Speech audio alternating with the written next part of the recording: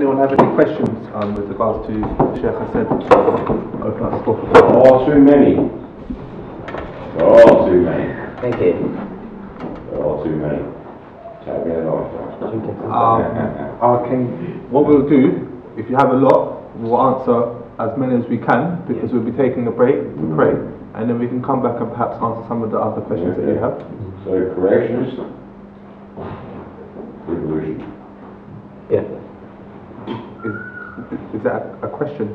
Well, of course, it's huge debate, isn't it? Richard Dawkins and the rest of it. Evolution, of course. 7-8 million years ago, we kind of split from the apes, we come down from the trees, etc., etc. We were blessed by opposable thumbs. We was great. We created fire. We could burn meat. We killed animals. Gave us loads of energy, lots of time to think. Ponder at the stars. Sit there and wonder. And the Welsh were great for that. Welsh were one of the first to actually chart the star systems. The Welsh, so we've named all this. The question would be about, I guess, to rephrase the question, would be, what does Islam say about evolution? Yeah, I mean, it's just like, we're great. We're great. It's like we have wonderful minds to think with, and to ponder, and to question. We do. You've got some very, very fundamental words of wisdom. Thank you.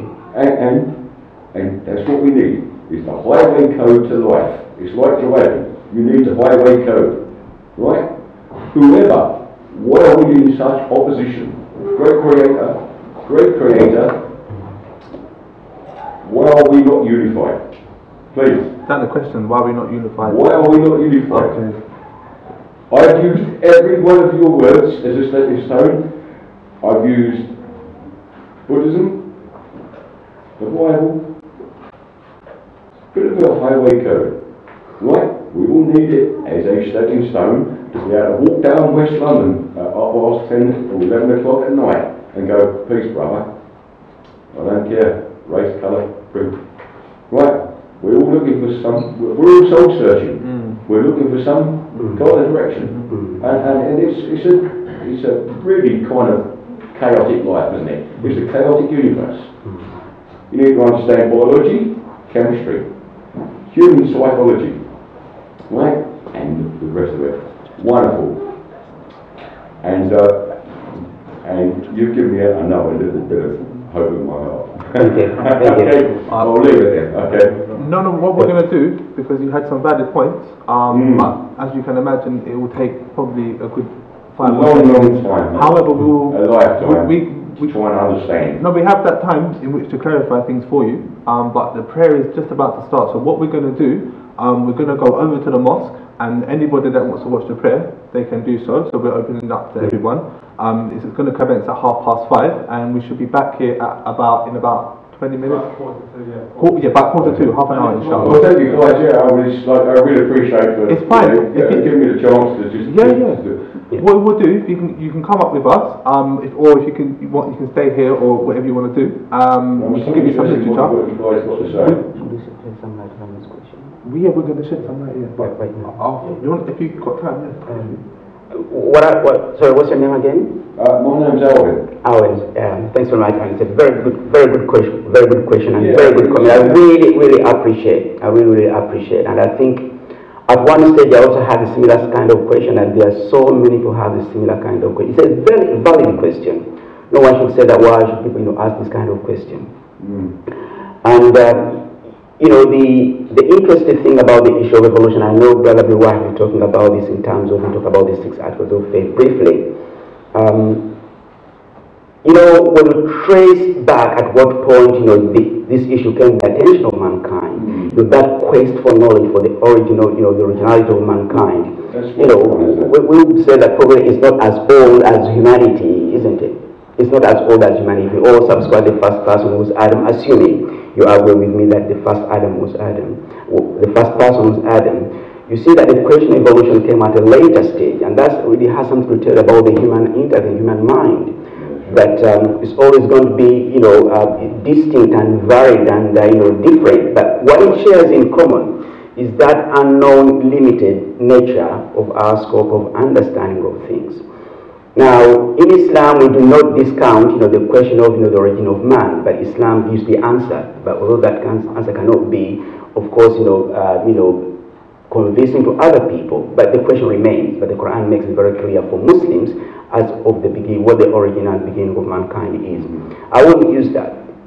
But what has always been the question is, because, the question of evolution comes in pursuit of rationale of the very existence of mankind. And rationale tends to be a very powerful faculty that God has given mankind, or mankind actually has, over the rest of other, existing, beings, whether animals, birds, and so on and so forth. We excel over other living animals by the faculty of rationale that God has given to us. Now, sometimes the faculty we have can be effectively used, and actually, can be used to make all sorts of, wonderful, amazing things. Look at technology, the advancement, astronomy, and so on and so forth. But sometimes what this faculty can give us is the answer to what would be the obvious things. Sometimes where the faculty fails to understand the basic things, the answer to the basic things, we submit to it and take it as it is. But we cannot go back to admit that, well, because we cannot understand this, we have a right to go to big things that, and if sometimes when we fail to understand what they are, then we can claim that, well, we can subscribe our own answer and perception of it. I'll give a very simple example. We know in our conventional way of talking that there are always, how many hours do we have in a day? How many hours? How many hours do we have in a day? It's 24. Do we all agree we have 24 hours in a day? But I heard someone say there is, have you ever imagined to live in a world where there are 48 hours in a day? Can any one of you imagine living that world? I can't. Can you? No. You say, well, I can't imagine living that world. But when you question it, who said there should be 24 hours in a day? You put that very simple question, to human rational faculty, you might not get the answer. You take it as it is, even if you cannot explain it. You go back to other simple, very basic things, for example. How do we explain, for example, the existence of 5 fingers on every, someone having 5 fingers? How did it come about? And why do we take it as normal? Can we? Imagine, my brother here, Mackenzie, I said to him, look, I have got 10 fingers on one hand and another 10 here. I will say, what? Be honest to you. No matter how much I say, look, I am normal, I can talk, I can listen. I'm just saying, yeah, I understand, but please, you are not normal. Why? I am not going to be normal because he cannot rationalize this in as much as he cannot rationalize why he has 5. So what it tells me is that the faculty of human understanding is very limited. We cannot explain things. And when we take things for granted, simply because we cannot explain them, but our failure to understand big issues would challenge them, even if we are told by the one who knows, he who created them, why they are. Still, we cannot submit to that. That tends to be one of the mysteries of our human, understanding of things. But as a Muslim, what we take is God has told us, how the world began. And forget about the way the world began, but there are even so many things that are contemporary that have been proven by science. But he talked about them over 1,000, 2,000 years ago, and they have stood the test of life. That means that the knowledge, the source of knowledge that tells us about those mysteries is taken as real because it has stood the test of life. Where mankind has failed to understand the basic phenomenon of his day-to-day aspect of life, God has said, has given us to answer why things happen as they are. Take an example, the very simple, basic, humble beginning of human life. What we begin as a simple drop in the womb, in the womb of a mother that develops into a single clot of blood and then becomes a lump and then a fetus for 9 months and then is born. All this has been articulated 1,500 years long before the word science, chemistry, physics came even to the vocabulary of our convention day-to-day conversation. It was already articulated. And we take that, we didn't know that. Who told us this as Muslims? It is the Creator, and has told us the beginning of humanity. We take it as a matter of truth because it's a big issue we have failed to understand, but it has told us things we came to understand later, consistent with what we think to be human development, physics, and astronomy, and so on and so forth, but they've been articulated over 1,500 years ago. So yes, the question, But I think Islam has got the answer. Our failure to think, to understand, evolution, to accept evolution as it is, does not necessarily mean that, well, we can subscribe to, into something else.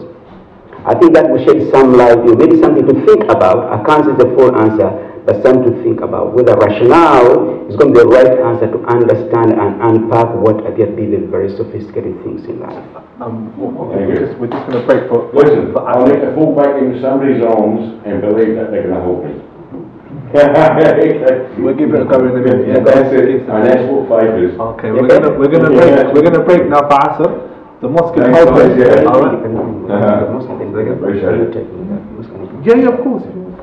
Anybody who wants to come into the mosque, you're able to come in. You're able to come in anyway. There's nothing special about it. Today you have a personal invitation. Yeah. You have a personal invitation to come in. Yeah.